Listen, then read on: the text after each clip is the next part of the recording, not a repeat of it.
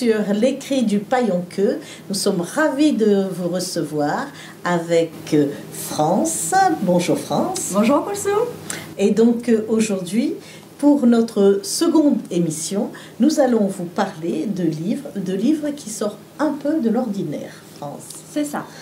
Donc, moi je vais commencer. Donc, on a choisi le thème de un peu fantastique, fantasy, Halloween. Enfin, on va mélanger un peu de tout et on va vous présenter des livres qui vont vous emmener dans tous ces mondes un peu différents, un peu divers. Et donc, moi, je vais commencer par Jules Verne, parce que, évidemment, c'est ce que on découvre plus jeune, on découvre à l'école, et qu'on étudie, on commence par étudier. Et même si maintenant, c'est vrai qu'à l'école maternelle et au primaire, on commence avec les histoires de sorcières, les contes, les mythes et tout, mais les premières explications se font souvent avec Jules Verne. Et donc, Voyage au centre de la Terre, qui a été le premier, l'année dernière était encore au programme pour le bac de français, mais qu'ils ont sorti.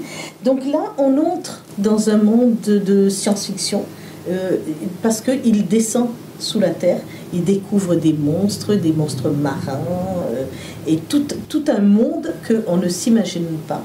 Et ensuite, donc je ne vous raconte pas la fin, mais pour sortir de ce monde, il va y avoir, parce que c'est un professeur qui descend, parce qu'il y va pour faire ses études, pour récupérer des informations qu'ils n'ont pas dans ce siècle-là.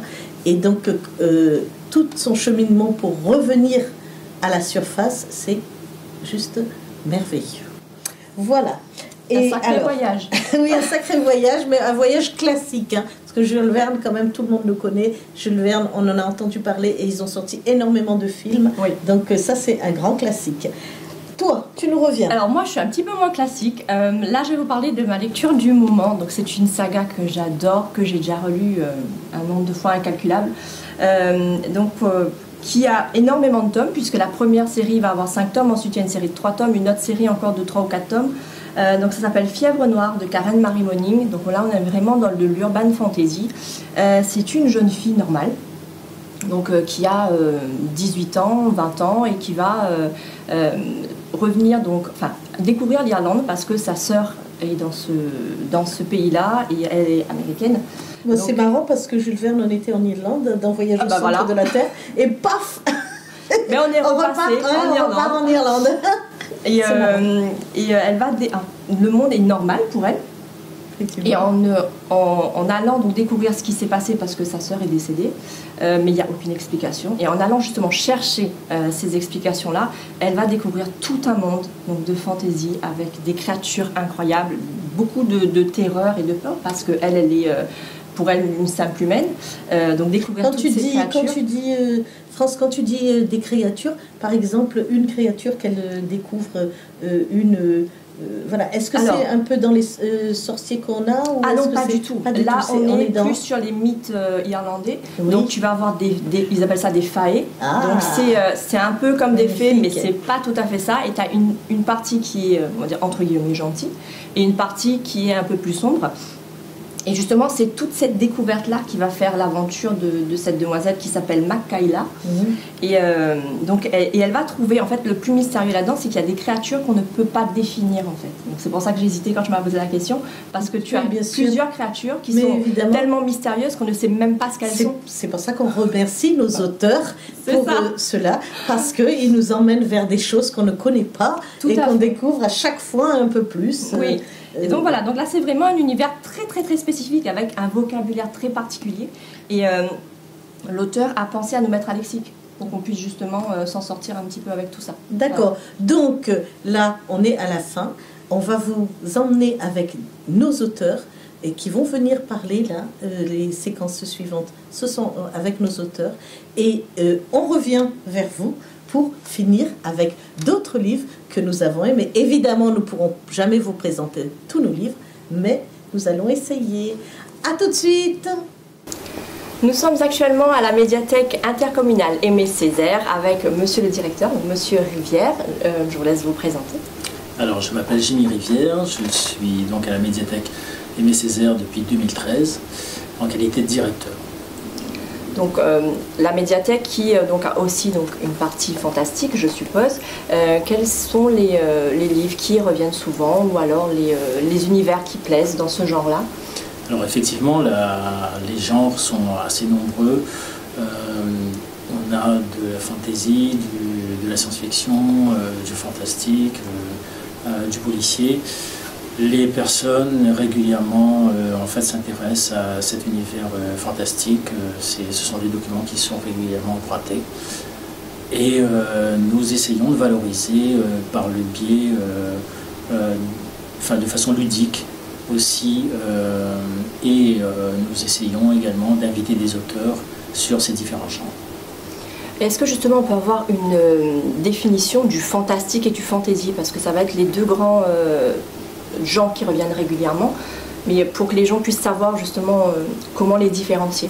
Alors, moi j'ai un moyen assez simple en fait de préparer, de présenter la différence.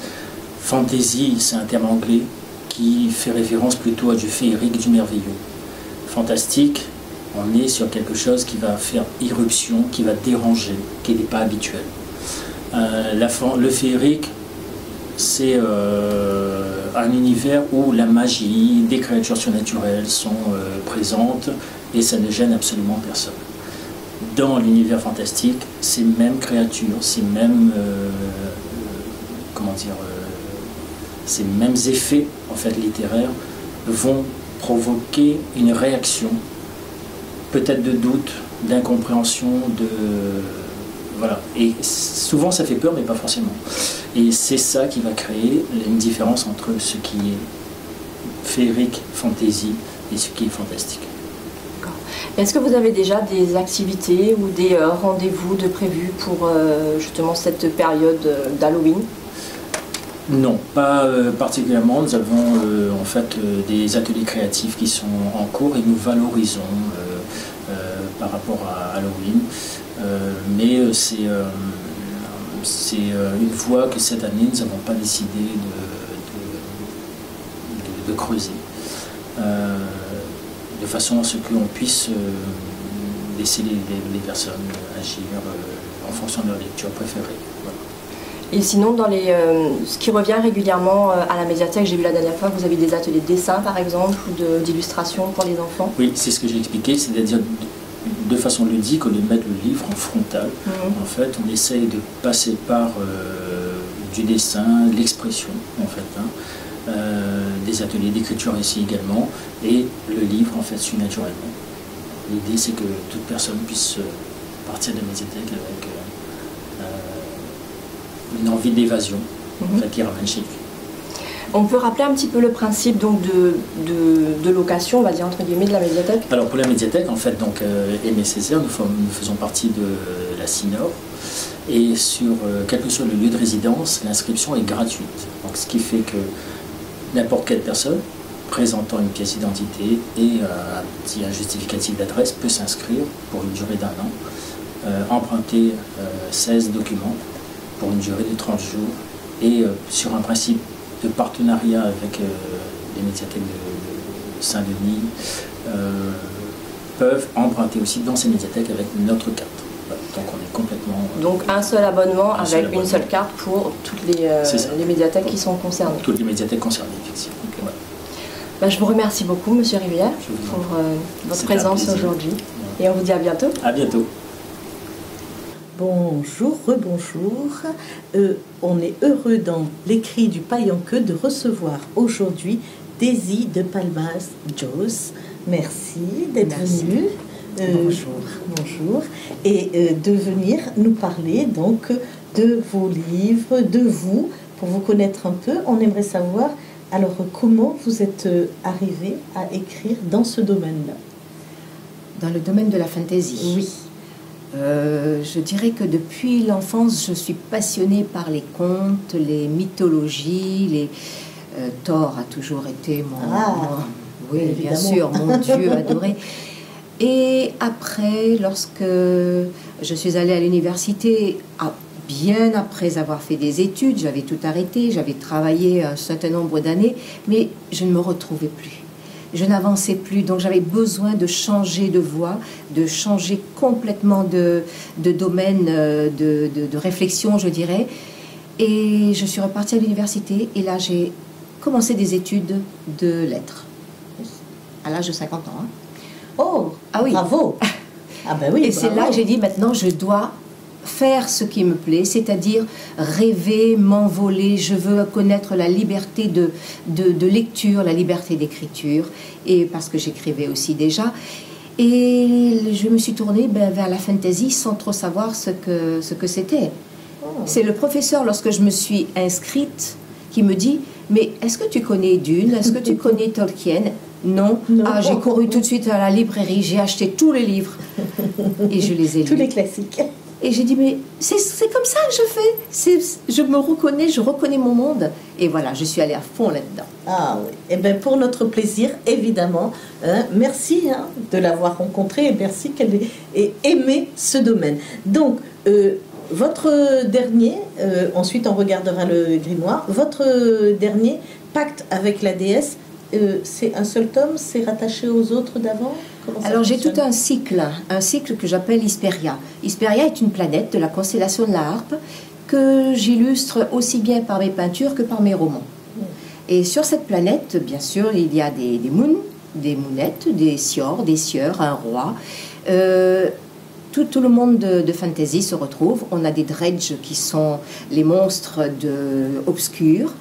Et tout ça se retrouve dans tout le cycle de cueillette, la cueillette des nuages, et elle, la petite Giza, elle, dans ce pacte, elle va faire le pacte avec la déesse pour sauver sa mère. Donc c'est une aventure, une quête, j'allais dire initiatique, parce que cette enfant qui commence toute petite, c'est une mounette de 5 stealth cycles, bon bien sûr la fantasy a aussi son langage, elle a un pouvoir, mais elle ne sait pas comment faire avec ce pouvoir, et elle doit demander l'aide de la déesse. Donc la déesse va lui donner, d'une façon très particulière et très originale, une médecine pour sauver sa mère. Oh, bien, magnifique.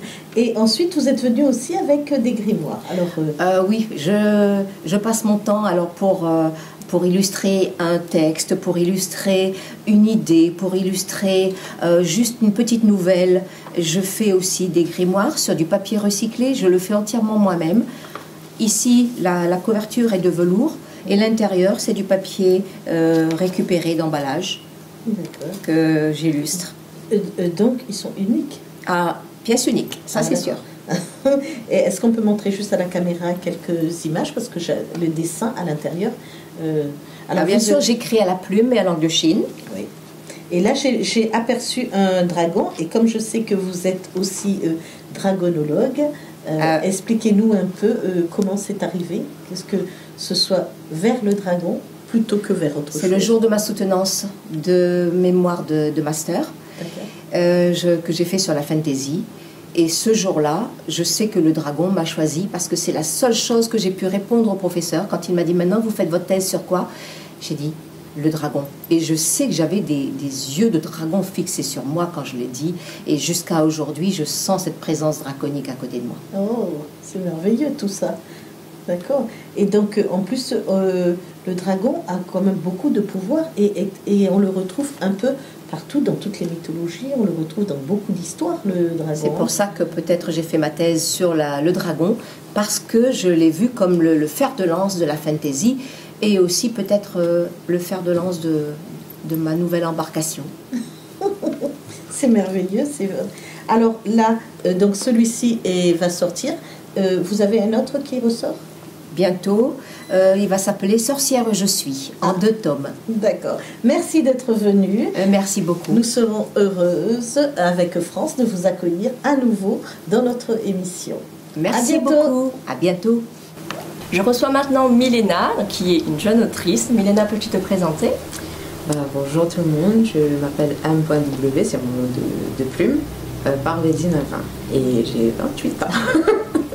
Je viens de Saint-André, de l'île de la Réunion, et j'écris depuis bientôt 9 ans, même si techniquement j'écris depuis que j'ai 16 ans.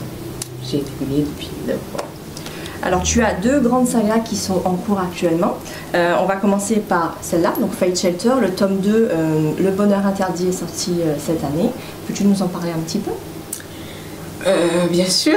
Alors Fate Shelter, c'est une romance fantasy Enemy to Lovers avec un mage et un loup. On dit un mage et pas une mage, j'ai bien cherché. Et en fait, ça raconte vraiment l'histoire d'une prophétie interdite où Zen et Male en fait vont devoir surmonter leur relation entre leurs clans pour pouvoir déjouer la prophétie qui pousse Zen en fait à tuer Male. Et toute l'histoire va se dérouler là-dessus. Donc on est dans un monde où il y a plusieurs créatures fantastiques. Peux-tu nous dire un petit peu pourquoi tu as choisi justement cet univers-là? J'adore le fantastique, franchement. J'adore le fantastique, la fantasy. Quand j'étais très jeune, j'avais souvent des problèmes d'ado, quoi. Et les premiers livres que j'ai lus, c'était un livre de contes que mon professeur de français m'avait proposé. Et sur le coup, quand je l'ai lu, c'était des nouvelles de fantasy et de fantastique. J'ai dit, mais c'est bizarre en fait. Mais il y avait quelque chose d'addictif à l'intérieur et je voulais écrire ma propre histoire, un univers dans lequel je me reconnaîtrais avec des mages, des sorciers, surtout que j'adorais les séries en rapport avec les sorciers, genre Charme, etc. Et je me suis dit, bon, je vais faire mon Harry Potter à moi sur l'île de la Réunion. Et c'est comme ça que je me suis lancée. Moi, s'il n'y a pas comme je le dis souvent, s'il n'y a pas un personnage qui se transforme, non merci. Vraiment très très spécial. Voilà. Alors là, on va aller sur un domaine un petit peu différent. Donc on sera plus sur, on va dire, de l'horreur. Donc Projet X, le tome 2 qui est sorti aussi récemment. Le tome 3 qui arrive bientôt. Ouais. Alors est-ce que tu peux nous expliquer un petit peu là dans quel univers on est? On est plus dans de l'horreur, science-fiction, fantastique. Parce que ça parle d'apocalypse, de zombies et ça se passe sur l'île de la Réunion. En fait, c'était vraiment un genre que j'ai commencé à écrire au lycée. Et je l'avais écrit, on va dire coécrit avec mes camarades. Je leur avais dit, je veux pas créer d'autres personnages, je veux quelque chose d'authentique. Alors s'il vous plaît, je vais vous mettre dedans. Est-ce que j'ai le droit? Elles m'ont dit oui, ils m'ont dit oui.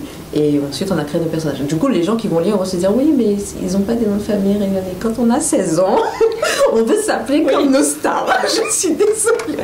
Je ne m'attendais pas à ce que j'ai une amie qui me sort, moi je vais m'appeler Black, et l'autre qui me sort, moi je m'appelle Collins. Et moi je dirais, bon d'accord, mais on aura tous des prénoms américains.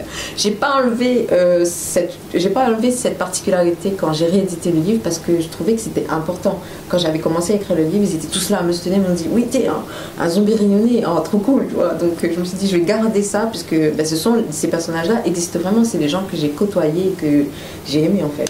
Et du coup, voilà, je voulais faire mon Walking Dead à la Réunion, d'où le fait que j'ai lancé 4 tomes sur Projet X. Super. Et du coup, alors, tu es toujours en cours d'écriture parce que tu as beaucoup d'imagination. Qu'est-ce que tu écris en ce moment et qu'est-ce que tu as comme projet pour la fin d'année, par exemple, ou début d'année prochaine? En ce moment, je termine la suite de Projet X et j'ai commencé un nouveau dont je ne vais pas trop en parler. C'est sur de la fantasy, ce sera de la romance, Enemy to Lovers. Un projet secret. Et ça se passera dans une académie magique cette fois. Ce sera toujours sur la Réunion parce qu'il faut garder un petit peu de moi. Mais et cette fois, ce sera plus centré dragon que loup-garou. Enfin, il y aura des loups-garous dedans, mais ce sera plus centré les dragons. Donc une nouveauté pour bientôt, un petit mystère qu'on va éclaircir dans pas longtemps. Mais Milena, je te remercie d'être venue aujourd'hui et à très bientôt pour tes nouveautés. Merci. Merci, au revoir. Au revoir. On se retrouve pour de nouvelles idées lecture. Alors moi je vais vous proposer ma deuxième saga préférée, donc Les Étoiles de Nos Head. Cette fois-ci c'est une auteure française, Sophie Jomain. Donc c'est un livre qui est, alors si je ne me trompe pas, en 4-5 tomes. Pareil, c'est des histoires qui sont très longues. Donc c'est une jeune fille qui s'appelle Anna. Qui va, toujours en Irlande, hein, qu'est-ce que tu veux que je te dise? On est encore en Irlande, qui va, elle, retrouver de la famille puisque sa grand-mère habite là-bas pour les vacances, et elle va rencontrer des légendes. On va être sur un style de légende un peu différent, donc là on va plus être sur les loups, sur les anges, sur des choses comme ça, et elle va découvrir par hasard ce monde-là, et elle va plonger, on va dire, dans un univers qui est très très particulier avec des conflits qu'elle va devoir, on va dire, surmonter puisqu'elle va être un peu au milieu, donc entre divers personnages fantastiques. Et elle va avoir... Des conflits de territoire, des conflits Alors, pas des conflits de territoire, c'est plus des conflits dans le sens où tu as vraiment, on va dire, deux deux équipes différentes dans ce sens-là. Deux teams, quoi. Voilà, deux teams. Une team qui semblerait-il est la gentille et l'autre pas forcément, mais au final, en avançant dans l'histoire, je te dis bon que c'est peut-être pas vraiment ce qu'on a depuis le début comme image. Et c'est vraiment un livre fabuleux parce qu'il se lit très vite, même s'il est assez épais. Et c'est une auteure qui a eu beaucoup de rééditions dans diverses langues parce que justement l'histoire a beaucoup plu. Et donc moi j'ai cette édition-là, mais il y en a 4-5, des éditions de poche, des éditions collector qui sont fabuleuses aussi, donc à découvrir les étoiles de Nos Head. Oui, c'est d'où les petits points sur la couverture. C'est ça. Alors les petits points sur la couverture, je ne vais pas en parler parce que c'est quelque chose de très mystérieux, de très magique qu'il va y avoir dans le livre, mais vous allez les découvrir dès le début. Et franchement, c'est trop beau. Et justement, c'est super bien illustré. Ah bah oui, parce que ça donne envie, hein, quand on voit des petits points là, je me dis, on va bien le lire celui-là. C'est ça. Voilà, alors moi je reviens avec des contes et des fables. Tout à l'heure, Elena, elle disait que oui, à l'école, elle les avait vus. Et c'est vrai que tout petit, on commence par ces histoires, quand on nous raconte les histoires de sorcières, les histoires déjà de loups-garous, c'est déjà des choses qui nous font très très peur. C'est vrai. Et puis on s'imagine le monde, et puis dans certains fables où ils commencent à parler, alors tout ça se mélange.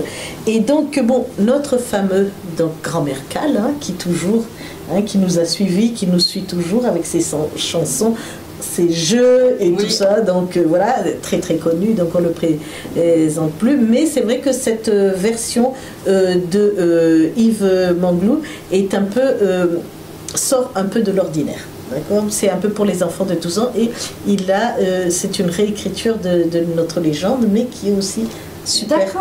Je ne vais pas vous dévoiler ce qu'il a rajouté, mais il fait quelques rajouts qui sont croustillants. Donc plus public ado. Plus public ado. Okay. On reste sur ce monde des ados avec aussi ces mondes merveilleux de fables et de contes. Et c'est vrai que quand on commence à voir les contes et les fables de tous les pays, on s'aperçoit que oui, il y a toujours ces éléments un peu magiques, ces mages. On a toujours ces fées qui viennent, qui interviennent. Et donc, ça démarre comme ça. Et je comprends que l'autrice qu'on a reçue tout à l'heure, elle a démarré ainsi. Et puis, elle a voulu s'approprier ce monde-là pour vraiment en faire quelque chose de très bien qui tourne autour de l'univers rayonnaise. Donc, voilà, pour les fables, pour les contes. Et donc, depuis petit, évidemment, on peut mettre un pied dans ce monde sans trop les affoler non plus. Hein. Non, oui, c'est sûr. Parce que pas trop petit. Voilà. Avant, on avait tendance à faire peur en fait par ces fables et par ces contes. Et c'est vrai que maintenant, on adoucit un petit peu les contours, on va dire. Mais ça reste toujours intéressant de les découvrir et de voir donc les fées, les sorciers, les mages, toute la magie qu'il y a autour de ces objets-là. Voilà. Donc, on vous remercie de nous avoir écoutés, d'avoir partagez avec nous ce petit moment où nous vous racontons un peu nos lectures et les choses qu'on aime. Donc nous avons essayé de vous présenter un peu tous ces livres parce que Halloween s'approche. Oui, très très très proche. C'est bientôt. Et c'est vrai qu'on a essayé en tout cas d'englober tous les mondes fantastiques, donc que ce soit fantasy, fantastique ou autre chose. Et on espère que vous allez apprécier et nous partager aussi vos lectures. N'hésitez surtout pas. À bientôt. À bientôt.